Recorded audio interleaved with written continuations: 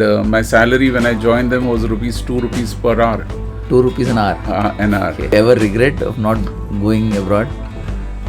No, I don't regret that at all. I believe that I want to continue. I don't want to retire from printing You industry. want to work till the last day. Yeah. Hi everyone, welcome to Ink Stories, India's first podcast for the printing industry. I'm Sujit from ASM, your host for the show. Hey, we are 5 episodes old. Thanks for the wonderful support for helping us get this far.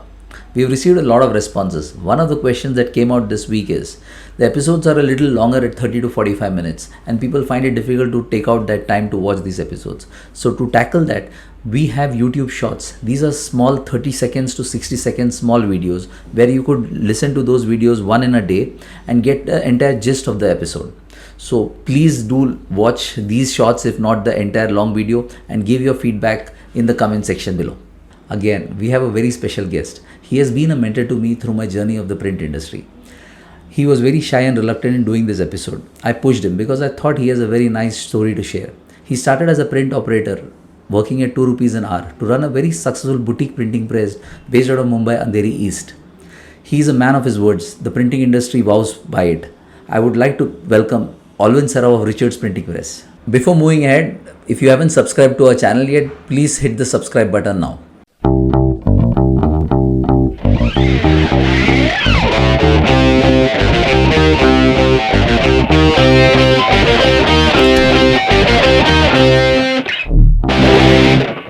Hi Allwyn, welcome to Ink Stories. Hi Sujit. It's a pleasure to have you on our podcast. You're one of the top 20 guests, so it's a privilege to have you. So looking forward to have an interesting conversation with you.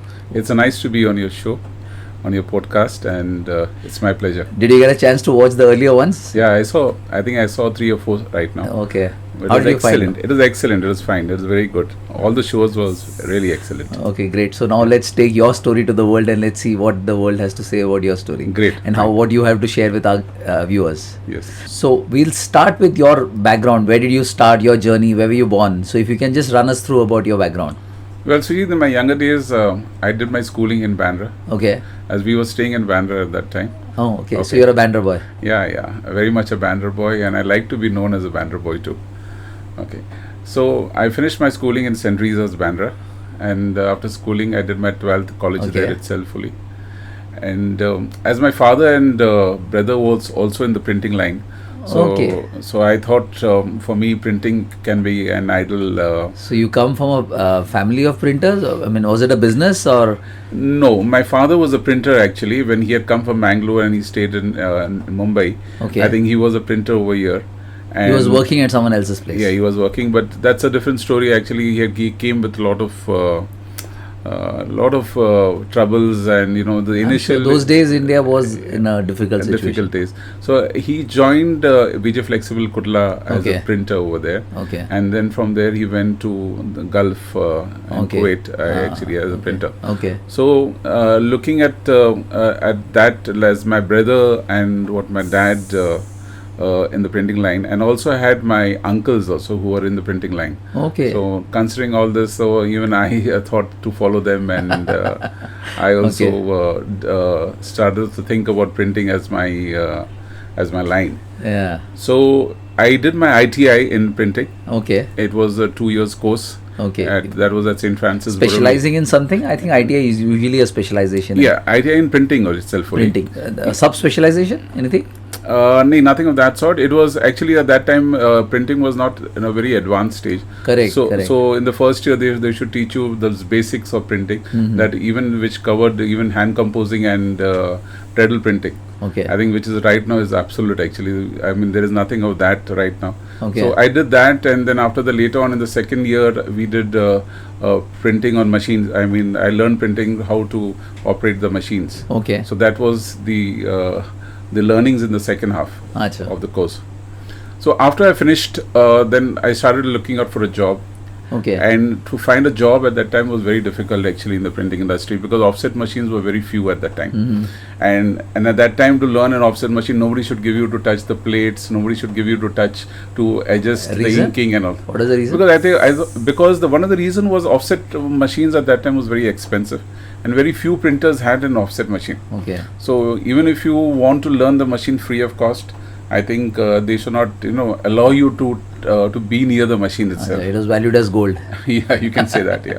So when I didn't get a job for something about 3 to 6 months, I think after finishing my ITI, I took up a job as a treadle printer and as a compositor. Okay. I'm not sure whether you know about it, that composing is something where you assemble the types. Okay. And then you tie it up and then you put it on the treadle machine. Okay. Okay. And this is mostly done for stationery printing. Is it still done? I'm not that aware technically. I think with the digital thing it would not be. No, that this is a very outdated method. I think it's nobody does that. I think for a very long time. So you were doing that. Yeah. And I worked in a printing press, which was not even more than, I think maximum, I think it was around 100 square feet. Oh. And my salary when I joined them was 2 rupees per hour. 2 rupees an hour. An hour. Okay. So I worked over there for 6 months or so.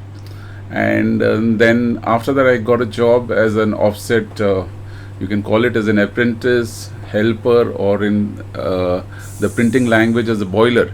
So so I got a job in Royal Industrial Estate, Vadala. Okay. In a printing press called Swan Printers and Binders. Achha. Okay, so I worked there for at least 8 months, and I learned practically right from the initial whatever you want to learn about the printing part, right till the ink setting and everything. Okay. So it took me 8 months to learn that, and then my uncle, through my uncle's influence, I got a job again in Reliable Printers at Shivri.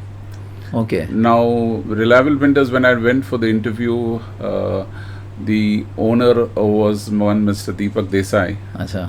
So he's a very kind-hearted, I can say, because when he took my interview and he also realized that that I was doing my graduation. I finished my graduation by correspondence, actually, Bombay University. After ITI? Yeah, after ITI. So I continued my studies simultaneously. So when he came to know that I was doing, I was studying commerce actually. So he told me, why don't you join as an accounts assistant in his office? Okay, you worked as an accounts assistant. So I worked for a year or so. Okay. And when the accountant, when the senior accountant left, so I took his place.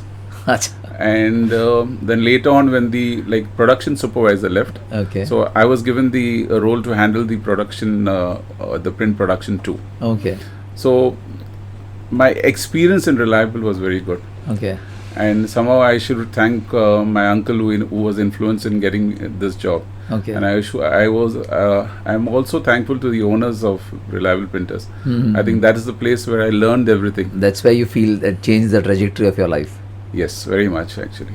Okay. But you didn't think of going abroad since your brother and father were already. No, that's also a blessing in disguise if you go to see. Actually, my visa had come true.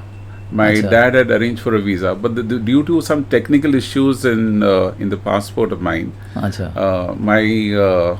I could not go. Okay. And for around at least about 6 weeks or so, I was at home thinking that I would fly anytime. But for some reasons, for this technical issues, I think it got cancelled. Okay. And I continued my. Did you ever regret of not going abroad? No, I don't regret that at all. You feel you are doing much better. No, if I was in the Gulf, I would have been a printer, or I would have been a production supervisor or something of that sort. But Reliable you couldn't have reached the scale that you've reached today. Very much, very much. So I think Reliable Printers gave me the opportunity to learn practically everything, right from how to give an estimate, how to plan the job, and how to talk to customers, client servicing, everything. And that was a very wonderful experience for me. The reason I ask you is in terms of a regret, if it was or not, because for a typical middle class family, it's about there is a job security, and those days Middle East was a what do you say, like a mecca where you wanted to be there and earn the money in any Middle Eastern currency, depending on the country that you're going in, and living all that probably luxury at that point, to choosing to run a business in India. I mean, I think we haven't reached that stage where you chose to run your business. So how did you get into business? See, very true actually what you're saying, Sujit. One of the thing was all my elders, Actually, practically all of them were in the Gulf. All my elders. Acha.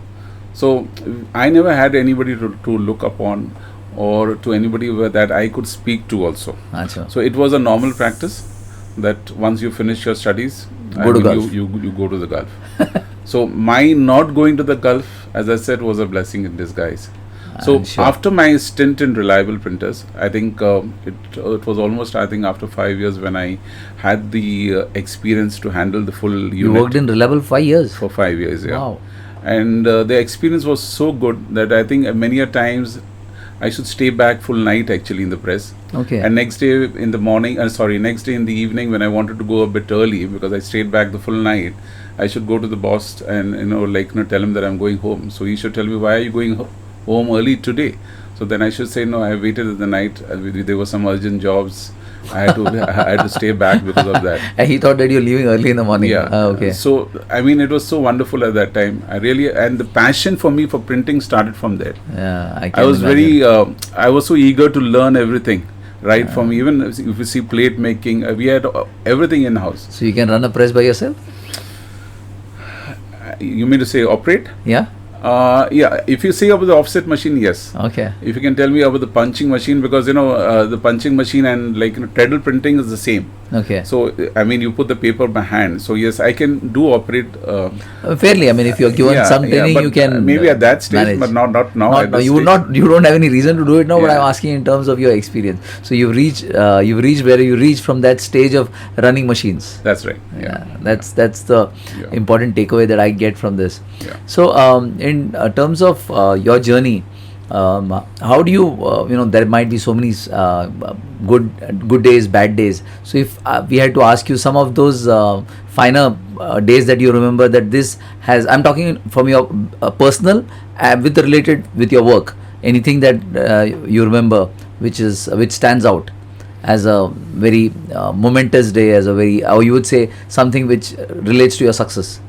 See, there are 3 or 4 things in this. One is that my uncle who gave me who's through his influence, I got the job in Reliable Printers. I think for a change, if I had not got this job, I would not have been able to come into the printing line. I would not have the bandwidth to start something. I agree. To start my I own. agree. I think the experience at Reliable Printers, handling the full press at a young age. Are you in touch with Mr. Desai?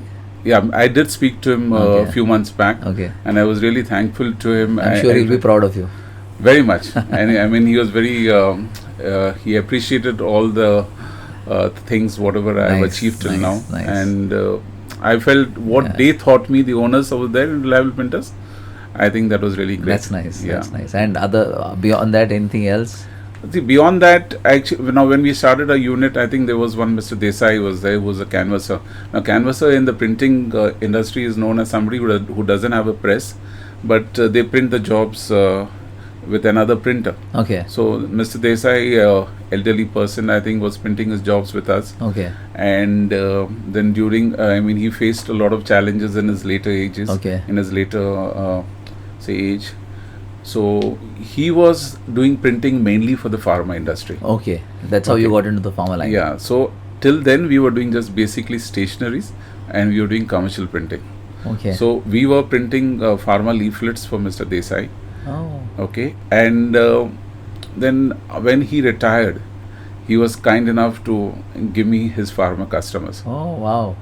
See how life changes, huh? Yes. So now, had it not been for Mr. Desai, I would not have come into pharma. This is another Desai, or I got the names jumbled? But the earlier one was also Mr. Desai? Yeah, earlier one was also Mr. Desai. Oh. And so you got some good fortune with Mr. Desai. With the people with having the Desai as surnames. Yes. So Mr. Desai handed over these customers to me, and from there, I think we got into pharma printing, and from there, our growth started from there. Great. So, in terms of your, what do you say?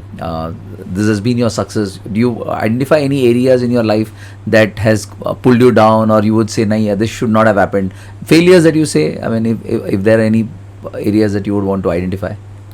See, failures and such, I mean, I have not experienced extreme failures. Mm-hmm. But yes, if you say so, then I think we were operating from 3 different units. Okay. Okay. and we were printing at one place, and then after printing, then we were transporting the goods to another punching unit, which was say in the next building. Okay. So that actually what I believe is not a failure in that sense, but I should have, I mean, the planning was not right. I mean, I should have looked out for a place, a bigger space, where I could plan all the jobs at one particular place itself fully. But in this last, I think 6 months, we have done that. Today we operate from a much more bigger unit, and we have got all the production done at one particular place. That's nice. That's nice. I mean, even identifying, that's actually very important, which I would probably want to highlight our viewers also to listen and understand that someone is willing to, express that ki ye mere se galti hua, or, that I could probably identify and change in my business, and probably that brought in a lot of improvements and positive growth. I think that's So I just want to add nice further to this, what you talk about failures. See, one of the things was that, I am a late bloomer. You can call me that because... Why do you say that? I say that because, one of the reasons is that for me to understand business, it took me a lot of time. Achha. It took me, to be honest, around 10 years' time. Achha. Now, for this particular reason, I mean, I would say it was because of the community that I come from. Because we have got very less business people. We don't have much, somebody whom we can, look up to. You're a Catholic, I believe. And as I said, all my elders, I think practically 99%, all of them were in the Gulf. So and all working, no one in the business? Nobody. So even if I had to speak to somebody about my aims, my aspirations, I had none. So that's the reason it took me to understand the business needs, like how to run a printing press, or how to run your own business. It took me a little bit time. So even after I started a printing press, it took me around 10 years to establish myself and to learn the nitty-gritties of business. I'm sure.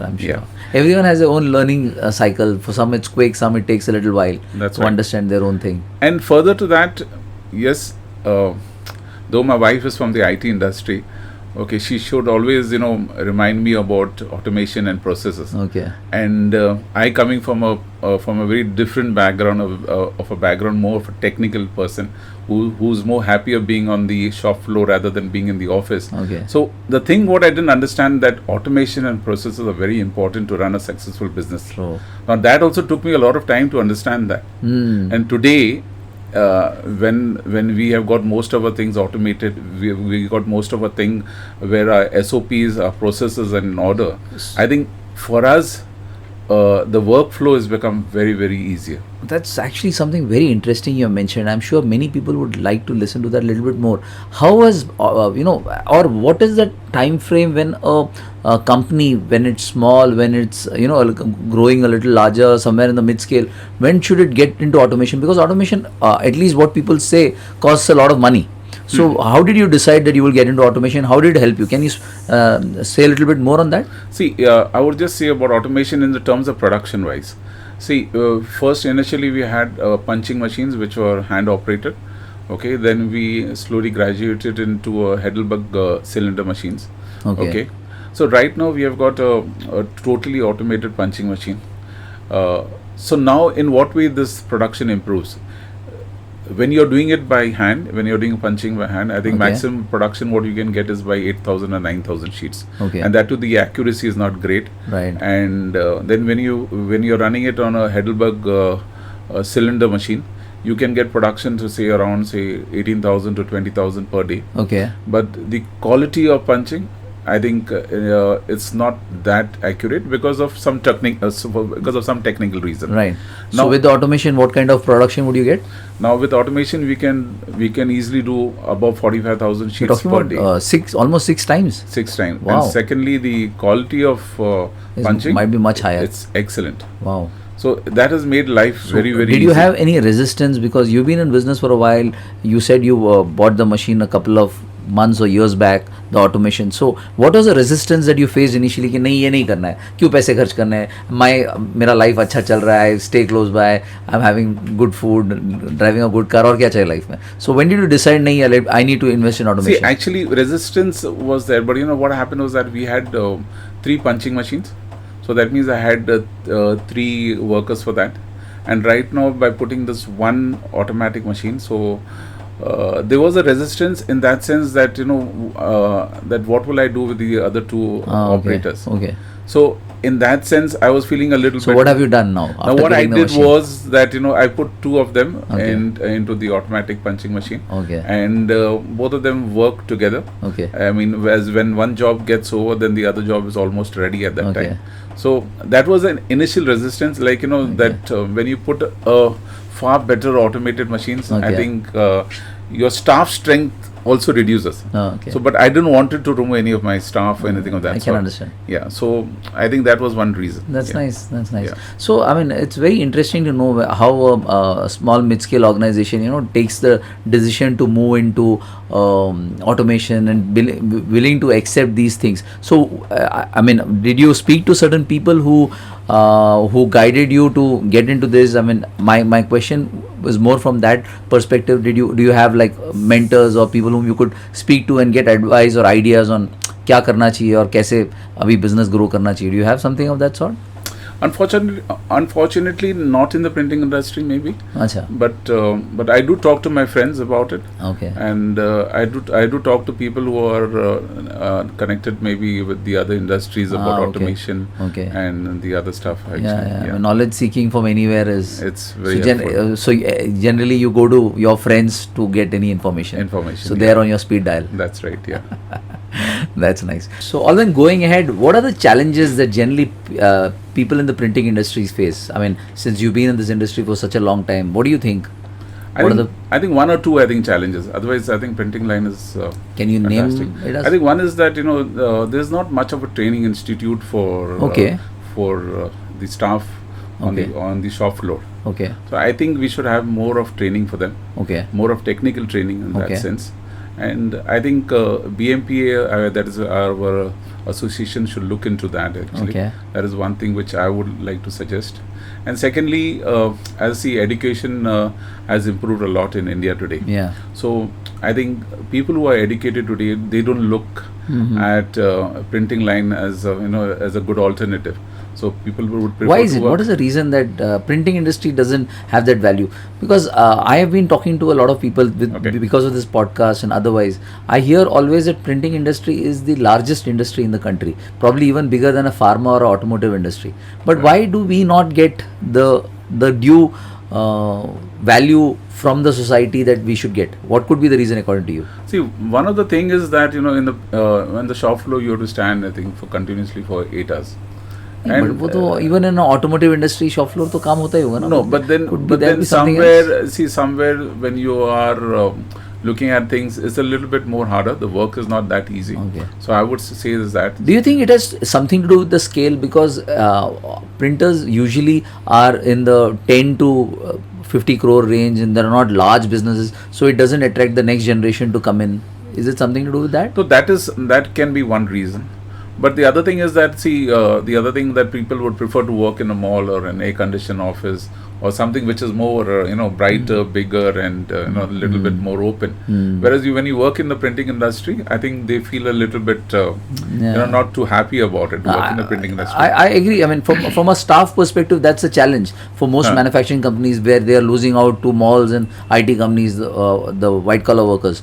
But even our next generation, I mean, say your child, you have a son or a daughter. I've got a daughter. Do you think she's going to join your business? My daughter is interested in sports. Okay. So right now she's doing a sports management in UK. Oh, nice. I'm not sure whether she'll join me later because her interest is more into sports. Okay. So as I am very passionate about printing, she's also very passionate in her line of sports. Okay. So maybe later on also. She wish her all the luck to have a great career. Yeah.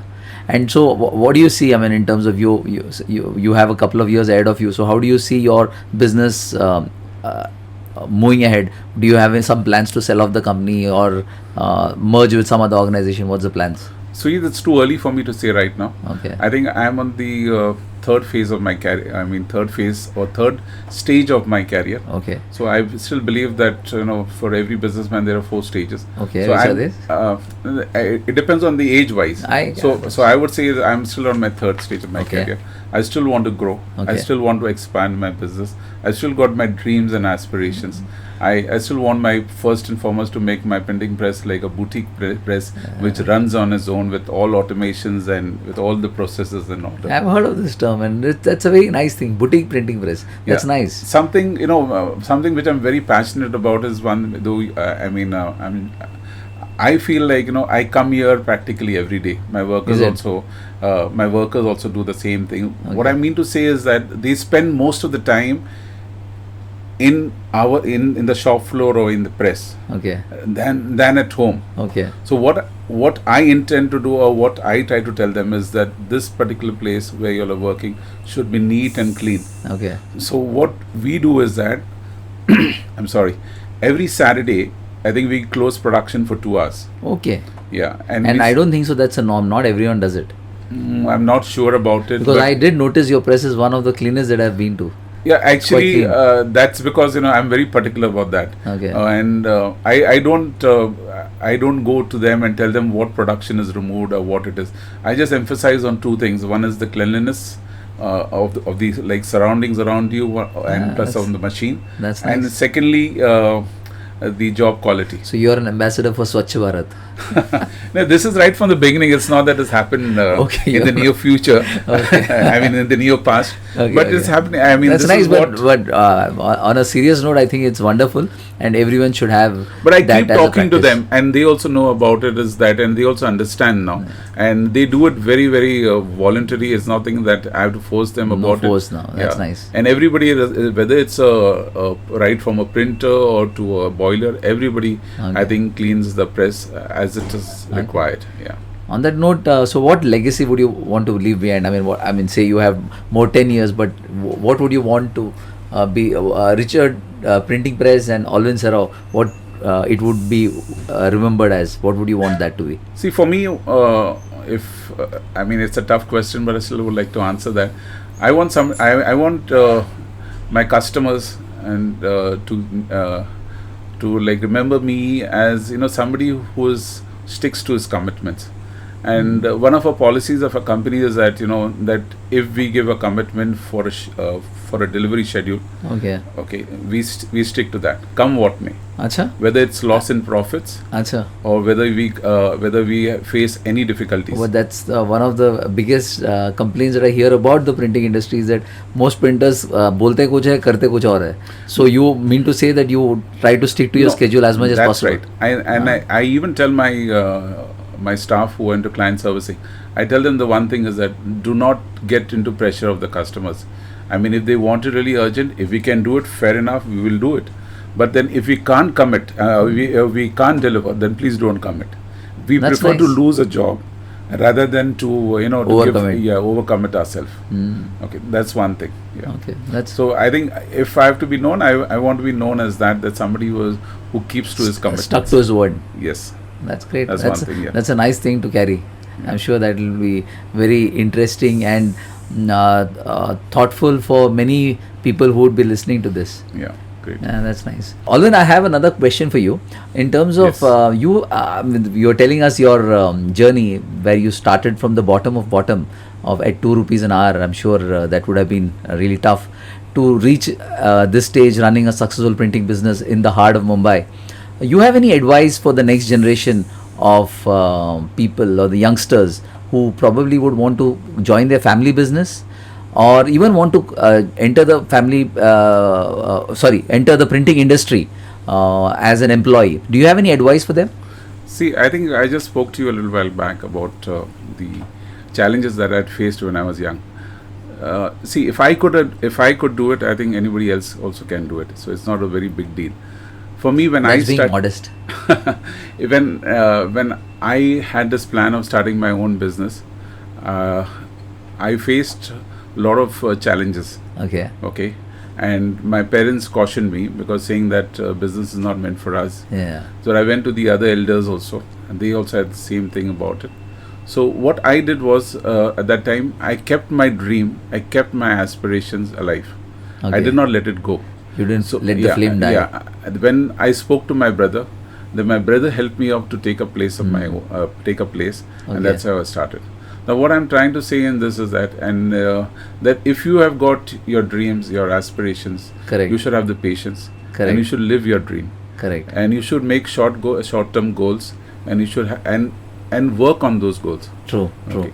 So then I think it'll become much more easier. And in today's times, I think India, down the line, another 2-3 years, India is going to Yeah, grow. we are all hoping for that. Yeah. So I think everybody, we are in good times. Yeah. So I think every youth or every youngster should take this as a golden opportunity. True. And get into entrepreneurship. I think well said. And just summing up what you said, I think patience, perseverance and hard work That's right. is all that you need to That's right. achieve your goals. Achieve your goals. So is there any questions that I should have asked you think that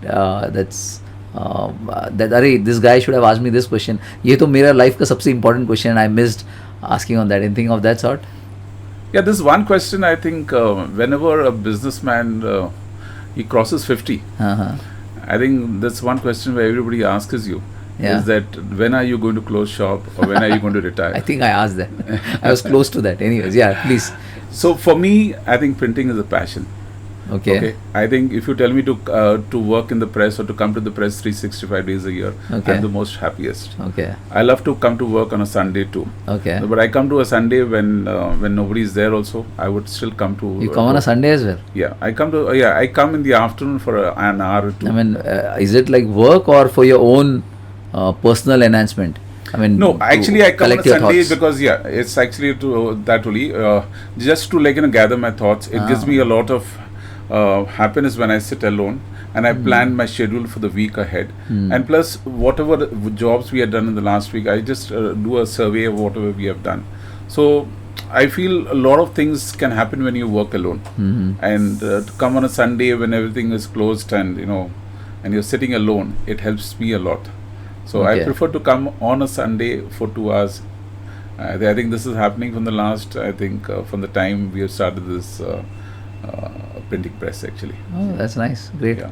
And the other question you asked me, yes, I think about retirement. So that's, I believe that I want to continue. I don't want to retire from printing industry. You want to work till the last day. Yeah. And I believe this line is so interesting that every day when I get up in the morning, I feel it's a challenge. It's a challenge and it's a beautiful challenge. It's a lovely challenge to go to office and to see the prints. And today when you see when you get up in the morning, right from morning, you see everything, whatever is there, it has got a print to it. Right from your absolutely. Right from whatever your cup of tea or everything. It has got print everywhere. Print is everywhere. You just cannot live without print. Yes. Life would be so dull and drab and boring. That's right. So I'm very happy to be in this line. And so what do you think about the future of printing industry? Where do you see it in the next 5-10 years? See, packaging will remain. Actually, packaging will always be there. I think you cannot do without packaging. But I think slowly automations will be the in thing. And thirdly, digital will come. I think another 5 years, even much bigger way. In another 5 years, I think packaging will also have most of the things going. Yeah, we see a lot of digital presses in the packaging business as well. Yes. Yeah, that's right. Correct. That's nice.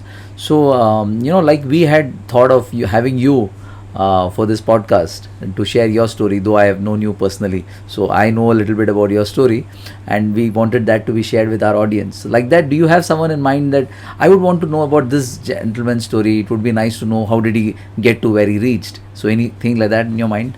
There are many entrepreneurs, I think, in the printing industry. I think we've got lovely stories to tell.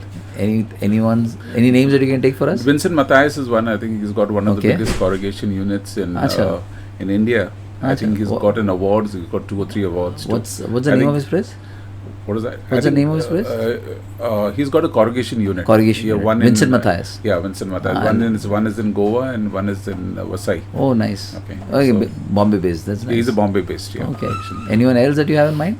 Oh, there are many others. I think there are long list of it. I'm sure there would be a very long Yeah. list. So the last question that we always wind up with is, what do you think about this podcast? I mean, we are doing a new thing. We're getting a great response. Personally, what do you think? How is this podcast, and how can it help the larger printing community? Sujit, actually, this is a wonderful thing what you have done. I think the printing industry is hungry for news, hungry to get inspired. I think this particular podcast, I think what you have started, is really wonderful. There's been, listening to the stories of the 4 or 5 what I've heard so far, has been very, very interesting, and there are good learnings to them. Nah. So I'm sure for the printing fraternity, this is a good opportunity to come forward and to give their stories. Yeah, and I'm sure that everybody has got some nice thing to say about it. Yeah, absolutely. Even from the smallest businessman to a mid-scale to a large printer, everyone has a story, and listening to their story, someone else could get inspired. We are even hoping that even one person could get inspired listening to a story. We have done a job. That's right. Any feedback for us that we could do better? Yeah, I think it should not only be from the printing industry. I think you should get people from the corrugation unit, paper industry, and anybody and everybody, whoever is related, who have their stakes in the printing industry, whether he's a supplier, vendor. Correct. Yeah. We are planning to have someone selling machines. We're planning to have someone from the paper mills.